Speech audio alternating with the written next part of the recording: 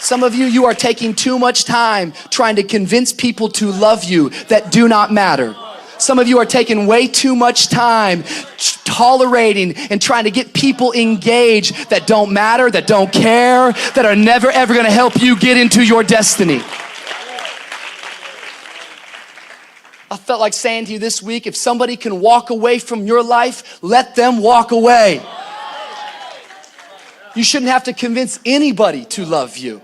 If they can walk, let them go. If they leave you, it means they're not attached to your future. We spend so much time wasting energy because we're so upset about being rejected by people. Joseph didn't need to tell his brothers about this dream. Either it was from God or he heard wrong. Either way, it was premature to share. And I watch Christian after Christian get excited because they go into their prayer closet and God starts to give them a dream. And before it's ready, they step out of that prayer closet and they look at people and people try to set them in their place. And then they feel rejected and they quit. You got to see this today. Because the truth of the matter is that how many of you know that like they wouldn't have cared if there wasn't favor on Joseph's life? Like how many of you know, like the reason why they were getting upset, the reason why they were getting irritated was because they were jealous of what was on his life. What if I told you that some of the rejection you have been facing in your life, it's because people are jealous of what's on your life? What if I told you that the rejection is simply an indication that you got favor on your life? God is getting ready to do something in your life. You just got to understand there's more to know. Come on, somebody. There's more to know.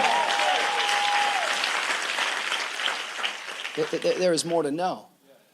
Yet this stuff preaches easy, but it's difficult to live out. Because all of us can go back to moments in our life. Some of you can go right back to your childhood. You're a 40-year-old man, but you still have a moment in your childhood where somebody said something, somebody did something, an event, a circumstance took place, and you dealt with rejection, and it has marked you. I remember when I was young, maybe like 12 or 13, I had this encounter with a family member of mine where I was excited and I was saying, one day I want to be a preacher. And I'll never forget my family member, like they didn't celebrate it. Instead, they kind of were condescending and they were being sarcastic and they probably didn't mean anything by it, but they just said, man, you can't preach. Come on, if you can preach right now. I was like, well, I haven't prepared yet. See, you got to make sure that when rejection hits you, you don't let it get in you.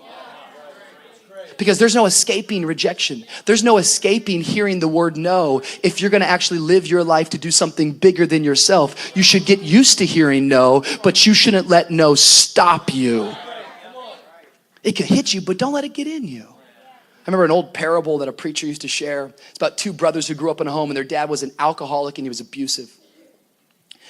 And the two brothers, they both grew up and one brother, he grew up to be an alcoholic and an abuser himself, while the other brother, he abstained from alcohol and became a very moral man, a very good man, and accomplished many great things. They were both asked the same question, how did you end up the way that you are? And they both gave the same answer. Given who my dad was, how could I not? Two guys in the same home with the same experience, yet one guy decided, I'm not gonna let this thing get in me, while another man let it absolutely define him.